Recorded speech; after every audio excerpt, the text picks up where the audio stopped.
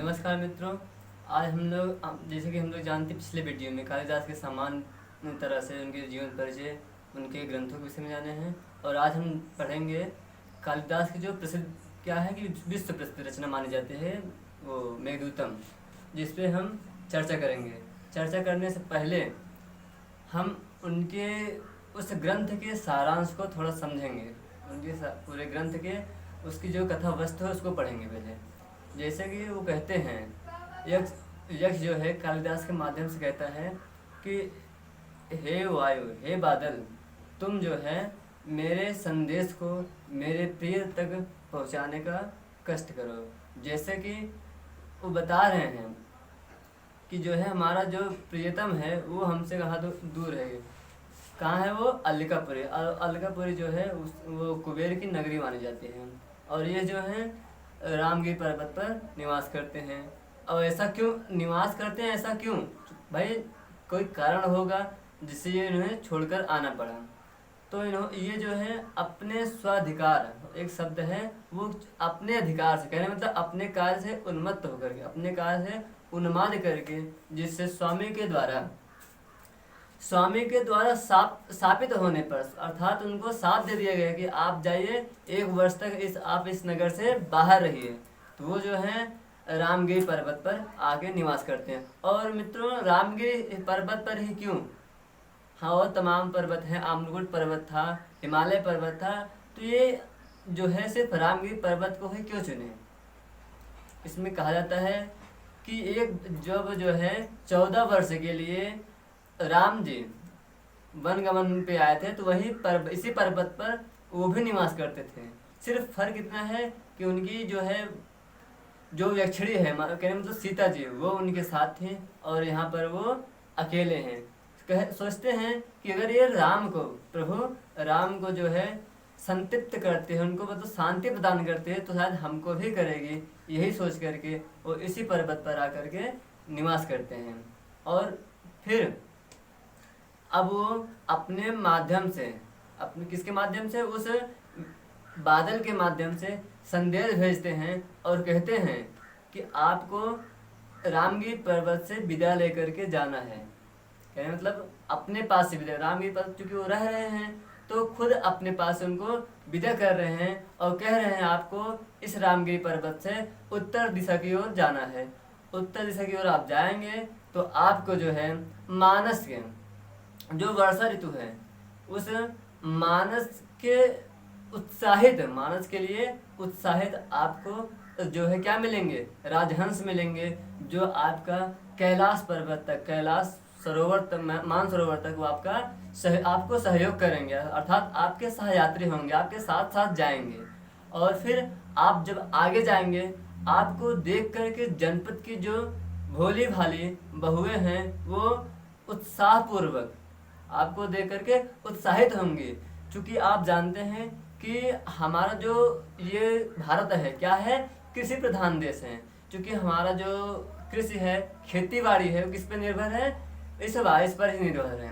जैसे कि आज ये श्रावण मास जो हम लोग जो चल रहा है इस समय, इसी महीने की वो चर्चा कर रहे हैं और कह रहे हैं कि जितना ही बारिश होगी उतने ही अच्छे से हमारी खेती बाड़ी होती है। ठीक उसी प्रकार से आप जितना ही बढ़िया आप जाएंगे, आप सबसे पहले वहाँ जो गांव की भोली भाली बहुएं हैं वो आपको देख करके खुश होंगी। और फिर आप उनसे थोड़ा और आगे जाएंगे तो आपको आम्रकुट पर्वत मिलेगा।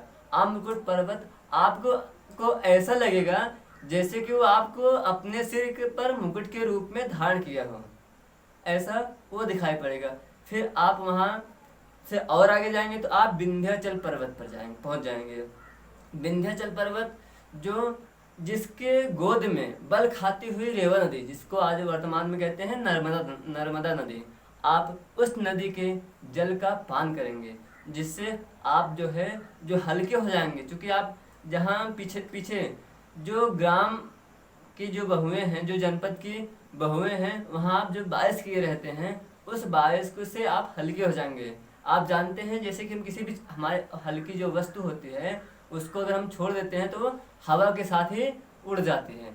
आप जो है जब उस नदी के, कौन सी नदी है, नर्मदा नदी, उस नदी के जल का जब पान करेंगे तो आप जो है अपने आप से, अपने आप नहीं उड़ेंगे, क्योंकि हवा तो रहेगी तो आप हवा के साथ नहीं उड़ पाएंगे, और अपने आप कहीं आप रुकते रुकते फिर आप वहाँ जल पान करके आगे बढ़ेंगे तो फिर आपको मिलेगा, वो बोलते हैं कि मानसरोवर। मानसरोवर में आप आगे जाएं तो कैलाश पर्वत पर, जहाँ भगवान शिव क्या कर रहे हैं, वहाँ रहते हैं। और आप देखेंगे कि उनकी जो अर्धांगिनी है पार्वती जी, वो अपने चरणों से, अपने वो पगों के माध्यम से इधर उधर भ्रमण करती रहेंगी, विचरण करती रहेंगी। आप देखेंगे वो जो है चट्टानों पर चढ़ने का प्रयास करती हैं, तो आप अपने जलों को जमा करके, अर्थात उसको बर्फ बना करके सोपान के माध्यम से, अर्थात सीढ़ी बना करके उनके सामने प्रकट हो जाना, उनके सामने चले जाना, जिसके जो तुम्हारी सहायता से ऊपर को चले जाएंगे। इस तरीके से आप और आगे जाएंगे तो आपको उसी की गोद में, किसके, हिमालय की ही गोद में एक अलकापुरी नाम की एक नगरी दिखाई पड़ेगी, जो दिव्य नगरी है, जिसके दीवार कहते हैं चारों तरफ जो मणिजटित हैं, हीरे जैसे जड़े हैं। और फिर यक्ष तो भाई, यक्ष गंधर्व देवताओं का नगर ही एक दिव्य प्रकार से बना होता है। और आप उस नगरी में जाएंगे तो आपको उत्तर की दिशा की ओर एक महल दिखाई पड़ेगा, वो हमारा ही महल होगा। किसका महल होगा? वो यक्ष का महल होगा। और आपको हमारे उस महल के द्वार पर आपको एक जो है क्या मिलेगा, मदार का वृक्ष मिलेगा। मदार का वृक्ष है, और जो हम इतना लंबा है कि उसको हाथ से हम आप नहीं पाएंगे। उसके गुच्छेदार जो पुष्प हैं वो भारी होने की वजह से नीचे की ओर लटके रहेंगे, और आप उस द्वार के माध्यम से अंदर झांकने का प्रयास करिए। ये कि कौन कह रहा है? यक्ष कह रहा है। किसके माध्यम से? कवि के माध्यम से, कालिदास के माध्यम से वो बादलों से कह रहा है। और आप जो हैं जब देखेंगे तो एक स्त्री आपको दिखाई देगी जो कृषि काय होगी, वही हमारी प्रियतमा होगी, वही हमारी प्रिय है। और आप थोड़ा इंतजार करिएगा, क्योंकि आप जानते हैं कि जो विरह होता है, जिसके पास विरह होता है, विरह का मतलब दुख, जिसके पास दुख होता है वो शायद ही पूरा दिन तो उनका राजाओं की, जो राजा की रानी है उनकी सेवा में बीत जाता है, लेकिन जो रात का समय है वो बहुत ही दुस्सह हो जाता है, वो उनसे व्यतीत नहीं होता है। तो आप किसी भी तरीके से उनको नींद आई रहेगी तो आप उनको जगाइएगा मत, आप थोड़ी देर रुक करके वहाँ इंतजार करिएगा। जब वो फिर आप अपने वायु से, अपने पानी के छींटे से धीरे धीरे उनके मुख पर छिड़किएगा। फिर वो जब जग जाएंगे तो आप जो है उनसे हमारा इस संदेश को कहिएगा कि हे प्रियतमे, आपका जो संदेश, आपका मैं संदेश लेकर आया हूँ कि आपका प्रेमी जो है वो यक्ष हमें संदेश दे करके भेजा है कि मैं ठीक हूँ, और हमारे जो सांप का 1 वर्ष है इसके कुछ माह बीत गए हैं, और आप जो हैं हम कुछ ही दिनों बाद आपसे मिलेंगे। और इसी तरीके से वो अपने सब दुखों के, कि मैं किस तरीके से कहाँ हूँ और क्या क्या कर रहा हूँ, सब अपने कार्यों का विवरण वो मेघ के माध्यम से करवाता है। क्योंकि आप जानते हैं मेघ भी 2 प्रकार के माने जाते हैं, क्योंकि बारिश वाले जो मेघ होते हैं वो काले होते हैं, और जो बिना पानी के, जो अर्थात जो बारिश नहीं करते हैं, वो हल्का भूरे रंग में दिखाई पड़ती है। हम आप लोग प्रत्यक्ष रूप से अनुमान कर सकते हैं, क्योंकि जब धूप रहती है तो हम लोग देख भी सकते हैं कि क्या होता है कि बादल भूरे रंग में होता है, और जब बारिश का समय आता है तो क्या होता है कि बादल एकदम काले काले, बहुत भयंकर टाइप के दिखाई देने लगते हैं। और इस तरीके से वो अपना संवाद भेजते हैं, अपना संदेश कहते हैं, और वो फिर उनसे यही बताती हैं अंत में, वो अपने मेघदूत के माध्यम से, जिसका पहला श्लोक है मंगलाचरण। मंगलाचरण है वो वस्तु निर्देशात्मक, उसका पहला श्लोक हम आप लोगों के सामने रखते हैं। कहते हैं कश्चिद् कांत विरह गुरुणा स्वाधिकार प्रमत्तः शापेन स्तंगमित महिमा वर्षे भोगेण भर्तुः यशश्चक्रे जनकतनयः स्नानयोद पुण्योदकेषु। ऐसे फिर और जो चौथी लाइन है वो क्या है, स्निग्ध छाया तरसु वसितिम राम गिरियाश्रमेषु। इस तरह जो है ये पहला श्लोक है। ये जो है इसमें हम लोग अगर ध्यान से देखें तो इसमें राम और सीता का भी नाम लिया गया है। और दूसरी चीज़ ये क्या है कि वस्तु निर्देशात्मक रूप से इसको माना जाता है कि ये कहते हैं कि वस्तु निर्देशात्मक मंगलाचरण इसमें कहा गया है। जो कैसे कि यहाँ रामगिरी पर्वत का नाम है और किसके लिए है, यक्ष के लिए। तो यशस चक्र कहते हैं सबसे पहले यशस चक्र। यक्ष माने यक्ष है और चक्र माने मतलब होता है क्रिया। वसति माने क्या होता है, निवास करना। कहते हैं कि यक्ष निवास करता है। फिर आता है कहाँ निवास करता है, तो वो कहते हैं राम गिरियाश्रमेषु, राम गिरी पर्वत पर। अब यहाँ क्या है कि एक व्यक्ति है और राम गिरियाश्रमेषु, आश्रमेश का मतलब हो गया बहुत सारे आश्रम। कहने का मतलब ये सप्तमी बहुवचन है। तो एक व्यक्ति और बहुत सारे आश्रम भी, ये एक प्रकार का सोचने की बात है कि एक व्यक्ति और इतने सारे आश्रम क्यों, ऐसा क्यों कालिदास ने ऐसा लिख दिया कि भाई एक व्यक्ति से हो तो 3-4 में काम, लेकिन बहुत सारे क्यों हैं। कहने मतलब ये है कि बिरहा व्यक्ति जो होता है, जिसके पास दुख होता है, वो क्या करता है, एक स्थान पर ठहरता नहीं है, एक स्थान पर ही नहीं रहता है।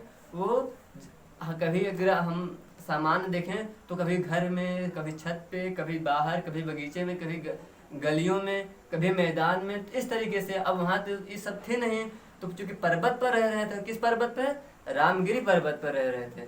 तो उसी के अनुसार बता रहे हैं कि वो ऊपर इस तरीके से जगह जगह मतलब इस आश्रम से उस आश्रम, उस आश्रम से उस आश्रम, इस तरीके से वो निवास कर रहे थे।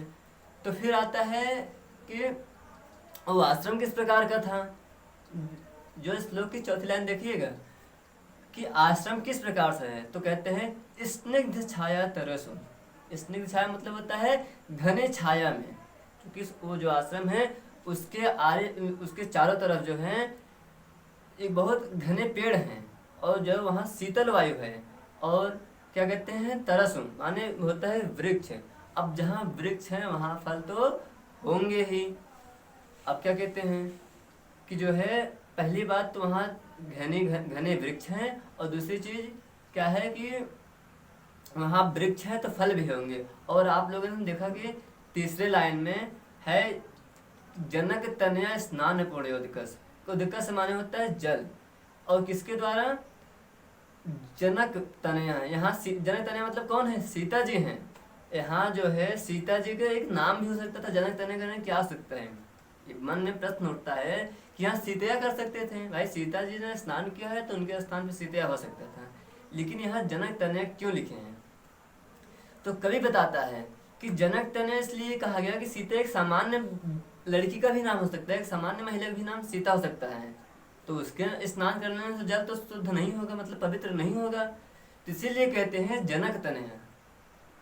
जनक तनया का मतलब ये हो गया कि जनक की पुत्री सीता जी के जल से स्नान करने का से ये जो है जल पवित्र हो गया है। वैसे सामान्य सी बात है कि कोई व्यक्ति अगर बीमार भी हो जाता है तो क्या करता है, उसके लिए यही होता है कि आप स्वच्छ वायु में रहिए, स्वच्छ जल का पान कीजिए और ताजे जो है मौसमी फल का भोग करिए। ये हम सामान्य सी बात है, डॉक्टर हम लोग कहते हैं। तो हम लोगों से ज़्यादा विरह में तो वो है, तो जो विरह में है तो उसको भाई 1 वर्ष तो जीवित रहना ही रहना है। तो क्या करेगा वो, स्वच्छ जल मिलता है उसको, और वो क्या कहता है स्वच्छ वायु मिलती है, स्वच्छ उसको जल मिलता है, फल मिलते हैं, इसलिए इस तरीके से वो अपना जीवन यापन कर लेगा। ये हो गया आपका तीसरी लाइन। अब आते हैं कहते हैं दूसरी लाइन देखिए कि सापेन सापेन अस्तंग मित महिमा, जो साप के द्वारा उनकी महिमा का क्या हो गया है, अस्त माने होता है डूब जाना, उनकी जो महिमा है वो डूब गया। किसका? यक्ष का। यक्ष का जो महिमा है वो डूब गया है। और सापेन अस्तंग मित महिमा, साप के द्वारा उनके सभी प्रकार की जो महिमा थे, जो उनकी रोज की शैली में थे, वो सब नष्ट हो गया। किस कैसे? वर्ष भोगेड़ भरतु, भरतु माने होता है स्वामी, और किसके द्वारा? अपने स्वामी के द्वारा 1 वर्ष के शापित होने के कारण। कहते हैं कि उसको 1 वर्ष का शाप मिल जाता है और उसका जो है जो महिमा है वो नष्ट हो जाता है। इसलिए कि कभी क्या होता है, यक्ष अपने अनुसार, अपने इच्छा अनुसार वो ईश्वर भगवान बन जाता है, इंसान बन जाता है, लड़का बन जाए, लड़की बन जाए, जानवर बन जाए, मतलब कभी कभी हवा भी बन सकता है। मतलब यक्ष है वो कुछ भी कर सकता था, लेकिन अब वो सांप के होने की वजह से सिर्फ एक जगह ही रहेगा, उसके सारे जो महिमा है वो नष्ट हो गए हैं। इसलिए वो सिर्फ रामगिरी पर्वत पर ही निवास करता है, निवास कर रहा है। अब आता है, कहते हैं कश्चित कांता। क्यों भाई उसका नाम, यक्ष का नाम ले सकते हैं, क्यों नहीं लिए भाई? यहाँ भी प्रश्न होता है, कहते हैं कश्चित यक्ष। क्यों? इसलिए कि हम लोग सामान्य से, हम लोग गांव में कोई गलत कर देता है, चोरी करता है, कोई अपराध कर देता है, तो लोग उसका नाम नहीं लेते, कहते हैं फलाने गांव का है, फलाने के घर के हैं, लेकिन उसका नाम नहीं लेते हैं। तो ठीक उसी प्रकार से कालिदास जी उसका नाम नहीं लेकर के कश्चित यक्ष कहते हैं, उसका नाम नहीं लेकर के कश्चित यक्ष कहते हैं। कश्चित यक्ष का मतलब होता है कोई यक्ष, कोई यक्ष जो अपने महिमा, अब उसकी महिमा मिट गया है, किस कारण से? स्वामी के शाप देने की वजह से। और कश्चित कांता विरह गुरुड़ा, कांता माने होता है यहाँ प्रिय, पत्नी नहीं है। कांता मतलब यहाँ पत्नी नहीं है, भार्या से नहीं लिया गया। कांता का मतलब होता है जिससे हम बहुत विशेष प्रेम करते हैं, और बहुत विशेष प्रेम करने का आप लोग जानते हैं, जो लोग भाई, अब लोग तो बहुत लोग प्रेम करिए हुए हैं, लेकिन आप सुनिए, पूछिएगा उनसे जो अपने 8वीं क्लास या 10वीं क्लास से प्रेम किए हैं किसी भी लड़की से, और वो MA तक, भाई 7 तक MA तक पढ़े हो, उसके बाद उससे पूछे वो अगर शादी करके चली गई हो, अगर आप उससे पूछेंगे तो आपको ये नहीं लगेगा, वो आपसे पहली बात बोलेगा ही नहीं 5 मिनट। भाई फिर आपको 5 मिनट उसको तो जगाना, खोदना पड़ेगा, भैया ऐसी क्या घटना घटी जो आपके साथ थी, चली गई, ये वो, मतलब आपको विशेष प्रकार से प्रश्न पूछने पड़ेंगे, तो आपको जाके फिर कुछ बताएगा, कुछ बताने मतलब फिर वो शुरू होगा। अगर वो अपने 8-10 साल की से प्रेम के विषय में बताएगा, अपने इस प्यार के विषय में बताएगा, तो आप लोग समझ सकते हैं कि आपको अनलिमिटेड 48 घंटे बैठने पड़ेंगे, 1-2 दिन में भाई खत्म नहीं हो, चूँकि 8 घंटे का 8-10 साल का प्रेम है। ठीक उसी प्रकार विरह गुरुणः, गुरुणः माने क्या होता है? भारी। यहाँ गुरु से संबंधित नहीं है, जो ज्ञान देने वाले गुरु से संबंधित नहीं, यहाँ गुरुणः माने होता है भारी। और गुरुणः क्या है? ये प्रथमा बहुवचन है, इसलिए वो विरह के दुख में बहुत बहुत भारी दुख उनको मिला हुआ होगा, इसलिए यहाँ कभी जो है गुरुणा कह रहा है। कश्चित कांता विरह गुरुणः, कोई यक्ष अपने प्रिय के, अपने प्रिया के, अपने प्रियतम के वियोग में इस तरीके से दुखित हैं। स्वाधिकार प्रमत्ता, कारण क्या है भाई? किसी को अब इसमें का कोई पूछेगा, प्रश्न उठता है कि आखिर क्यों परेशान है ये, इसको जो है ऐसा क्या हो गया कि जो 1 साल के लिए इसको इतना बड़ा विरह झेलना पड़ रहा है, दुख झेलना पड़ रहा है, इसमें कारण क्या हो सकता है? तो बताते हैं स्वाधिकार प्रमत्ता। स्वाधिकार माने होता है अपने कर्म से उन्माद करके, अपने कर्म को छोड़ करके, अपने कर्म में असावधान हो करके, कहते हैं अपने कर्म से जब वो असावधान हो जाता है तो उसके लिए 1 वर्ष की अवधि निश्चित होती है। जैसे हम लोग क्या करते हैं कि स्कूल में नाम लिखा लिए, अब हमारा मुख्य कार्य क्या है? पढ़ना, लेकिन हम लोग क्या करते हैं? इधर घूमना, उधर घूमना, उस चौराहे से उस चौराहे, इधर टहलना, वो जो है अपने कैंपस के फील्ड में बैठना, मोबाइल चलाना, मतलब तमाम प्रकार के जो हमको नहीं करना है उस कार्य में हम उस कार्य में लग जाते हैं और अपना मुख्य कार्य पढ़ाई को छोड़ देते हैं, जिससे क्या होता है हमारा साल बाद रिजल्ट आता है तो उसमें क्या करते हैं, फेल लिख दिया जाता है। तो भाई क्यों? क्योंकि वही 1 वर्ष का हमको श्राप हो जाता है कि अब आप जो है फिर 1 वर्ष पीछे जाके पढ़िए, फिर आप जहाँ चले थे वहीं यहाँ पे आके फिर शुरू हो जाइए। इसीलिए अपने कर्म में कभी भी जो है असावधानी नहीं करनी चाहिए। जो हमें करना है उस पर हम निरंतर लगे रहें। ये कौन कह रहा है? कालिदास जी जो है बता रहे हैं, हम लोगों को समझा रहे हैं कि आप लोग भी सुधर जाइए। अक्सर हम लोग ये करते हैं कि बगल में मैच खेलने चले जाएंगे, घूमने टहलते चले जाएंगे और खा के सो जाएंगे, मोबाइल चलाएंगे, मूवी देखेंगे, बस हो गया। ऐसे नहीं होगा। इसलिए हमारा जो कार्य है पहले हम इसको शुरू करें, यही कहते हैं। अंत में देखिए एक बार फिर से श्लोक पढ़ते हैं, उसके बाद आपको अर्थ बताते हैं। ये आपका एक एक शब्द का अर्थ हुआ। तो कहते हैं कश्चित कांत विरह गुरुण स्वाधिकार प्रमत्तः। कोई यक्ष है जो अपने कार्य से विमुख हो जाता है, अपने कार्य से असावधान हो जाता है, और वह क्या करता है, अपने प्रिय के अपने अधिकार अपने कार्य के अलावा उसमें असावधान होने के बाद अपने विरह से अपने पत्नी से अलग कर दिया जाता है, और वो क्या करता है, उनसे अलग होने के बाद दुखी हो जाता है। किस कारण से? सापेन अस्तंग मित्र महिमः वर्ष हो गेड़ भरतु। अपने स्वामी के द्वारा क्या कर दिया, साप दे दिए जाने के कारण वो क्या करता है, उसके सब महिमा नष्ट हो जाते हैं। फिर कहते हैं यश चक्रे। कोई यक्ष है क्या कर, वो निवास करता है कहाँ पे? रामगिरी आश्रम में। जनक तनया स्नान पूर्णयोदकेषु। जनक की पुत्री अर्थात सीता के द्वारा स्नान किए जाने से पवित्र जल के पास वो जो वो कैसा किस स्थान पे है, वह स्थान कैसा है? स्निग्ध छाया। स्निग्ध छाया का मतलब क्या होता है? जो घनी छाया हो, जहाँ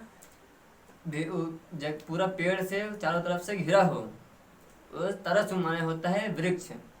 इसलिए वो किस तरह की है? स्निग्ध छाया तरस, वो चारों ओर किससे? वृक्षों से घिरा हुआ है। कहाँ रहता है? वसतिम रामगिरी आश्रमेश, और जो है वो रामगिरी पर्वत पर निवास करता है। तो मित्रों तब तक के लिए बस। अब आप लोग आज इसको पढ़िए, शेयर करिए, लाइक करिए, कमेंट करिए, और अगले वीडियो को देखें आगे क्या कह रहे हैं इसको देखने के लिए आप तब तक अगले वीडियो तक इंतजार करिए। नमस्कार।